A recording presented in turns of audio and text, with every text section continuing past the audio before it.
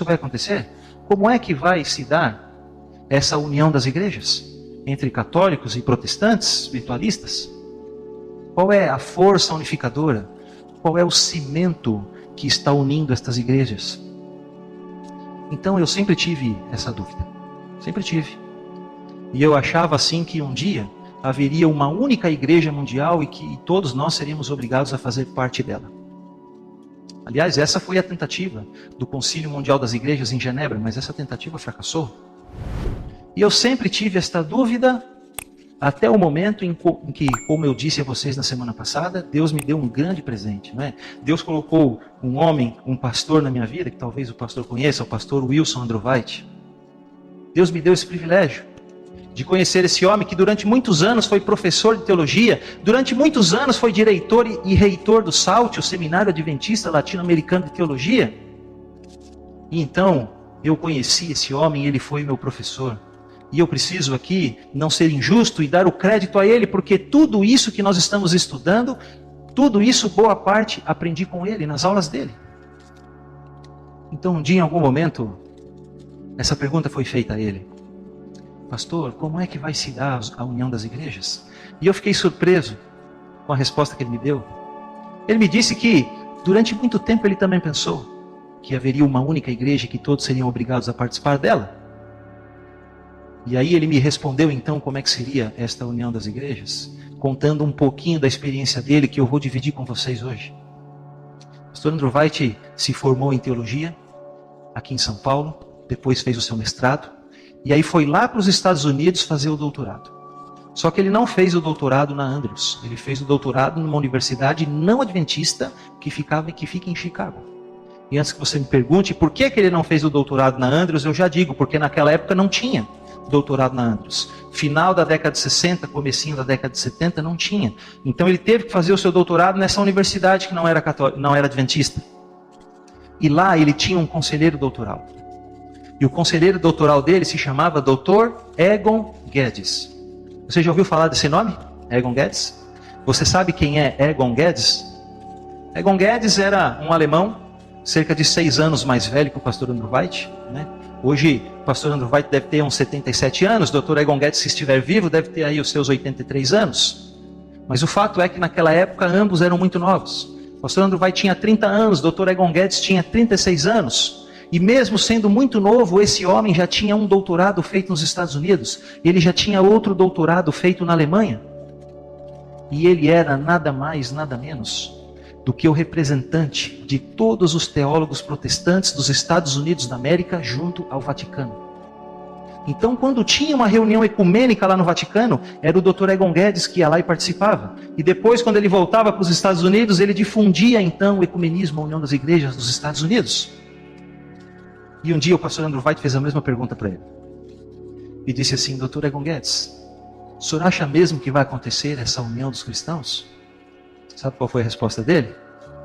Ele disse assim: Wilson, hoje eu já sou muito mais católico do que protestante. E ele disse mais: essa união das igrejas, né, hoje está acontecendo um fenômeno. Ele disse assim: os líderes das igrejas estão se unindo. Nós sabemos que nem todos os membros, nem todos os fiéis vão se unir, mas isso não importa.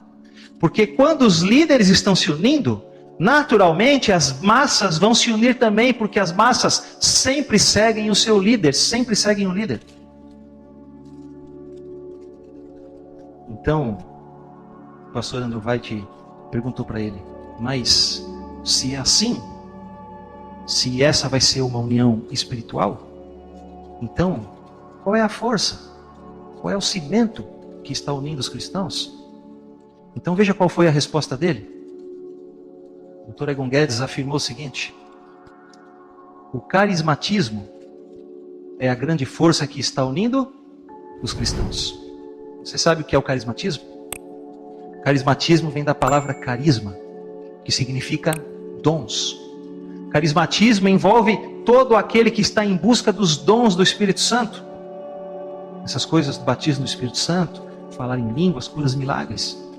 E o carismatismo, meus irmãos, ele surgiu no ano de 1906, na Azusa Street, em Los Angeles, nos Estados Unidos, como uma experiência não denominacional. Não surgiu numa igreja específica, mas surgiu na experiência de alguns homens. Primeiramente 2 homens, 2 suecos, que eram batistas, Gunnar Wingren e Daniel Berg. E ele aconteceu dessa forma, ele não surgiu dentro de uma igreja específica, justamente porque o objetivo do carismatismo era abranger todas as igrejas, era se tornar interdenominacional. Essas questões de batismo no Espírito Santo, falar em línguas, curas, milagres, isso era para abranger todas as igrejas. Mas acontece que lá atrás, sabe o que as igrejas protestantes fizeram com o carismatismo? Elas fecharam as portas para o carismatismo, não aceitaram o carismatismo. Não aceitaram o carismatismo como uma manifestação do Espírito Santo. E mais do que isso, não somente fecharam as portas, como expulsaram de suas fileiras todos aqueles que se influenciavam pelo movimento carismático. Você sabia que a Igreja Assembleia de Deus surgiu no ano de 1911 por uma divisão que houve na Igreja Batista do Belém? Esses 2 homens, Gunnar Wingren e Daniel Berg, vieram para a Igreja Batista do Belém. E lá começaram a difundir o carismatismo. A igreja não aceitou. Não aceitou. Expulsou eles e junto com eles mais da metade da igreja saiu. E eles então atravessaram a rua. Entraram na casa de um deles que morava em frente à igreja. E ali então nasce aquilo que você conhece hoje como Assembleia de Deus. E ela está em toda parte. Você sabia que a congregação cristã no Brasil nasceu também no ano de 1911? Um homem chamado Luiz Francescon vem de Chicago para São Paulo. E ele vai lá na igreja presbiteriana de São Paulo, dizendo ser um presbiteriano, e começa a falar sobre batismo do Espírito Santo, sobre dom de língua, sobre curas. A igreja não aceitou, a igreja rejeitou, expulsou Luiz Francescon, e junto com ele muitos outros saíram. E eles então agora fundaram aquilo que você e eu conhecemos hoje como a Congregação Cristã do Brasil. Uma divisão da igreja presbiteriana. Então lá atrás, todas as igrejas protestantes rejeitaram, fecharam as portas e por isso começaram a nascer as igrejas pentecostais uma a uma. Veio a Assembleia de Deus, depois a Congregação Cristã, depois Brasil para Cristo e depois todas as outras, e foram se proliferando pelo mundo como uma verdadeira praga na lavoura. Agora, interessante que a partir da década de 60, as mesmas igrejas que fecharam as portas lá atrás, sabe o que elas fizeram? Abriram as portas para o carismatismo. Todas elas abriram. E hoje no mundo, exceção feita a uma igreja, e eu louvo a Deus porque você e eu fazemos parte dela, exceção feita a esta igreja, todas as outras estão envolvidas pelo carismatismo e todas as outras estão debaixo do manto carismático. Todas. Batista, metodista, presbiteriana, anglicana, luterano, até mesmo os católicos. Todos eles estão debaixo do manto carismático. E no final da década de 1960, o carismatismo fez isso aqui, ó. Ele bateu as portas do Vaticano. E o Papa abriu as portas, estendeu os braços e disse: nós temos que repartir com o mundo essa influência do espiritualismo carismático. E eu pergunto a você, por quê? Por que isso aconteceu? Por que lá atrás todas as igrejas fecharam as portas ao carismatismo, mas hoje todas elas estão envolvidas com carismatismo? Por quê? Por quê? Ali está a resposta.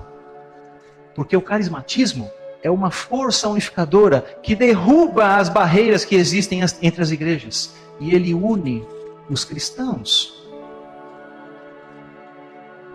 E mais do que isso, não somente une os cristãos, como também reaviva a igreja. Veja a Igreja Católica. A Igreja Católica hoje é uma igreja carismática e renovada. E isso começou aqui no Brasil com quem? Isso, com aquele padre, Marcelo Rossi. E ele começou isso aqui no Brasil. E vou dizer uma coisa para você. Hoje existem mais católicos neopentecostais carismáticos no Brasil do que adventistas do sétimo dia no mundo. Você sabia? O número de católicos neopentecostais carismáticos no Brasil é maior do que o número de adventistas do sétimo dia no mundo. No mundo. Então, queridos, o carismatismo é a grande força que está unindo os cristãos. E o Dr. Egon Guedes disse mais. A união das igrejas não é uma união institucional. Essa tentativa do Concílio Mundial das Igrejas fracassou. A união hoje é espiritual. E então o pastor Andrew White fez outra pergunta para ele. Mas me diga então uma coisa, Dr. Egon Guedes. Se a união hoje é espiritual, então qual é a força unificadora que vai unir os cristãos? Qual é a experiência espiritual em comum para que todos se tornem irmãos em Cristo Jesus? Veja a resposta dele. através da experiência espiritual do batismo no Espírito Santo. Católicos, protestantes, batistas, metodistas, presbiterianos, anglicanos, judeus, etc. Todos seremos irmãos em Cristo Jesus.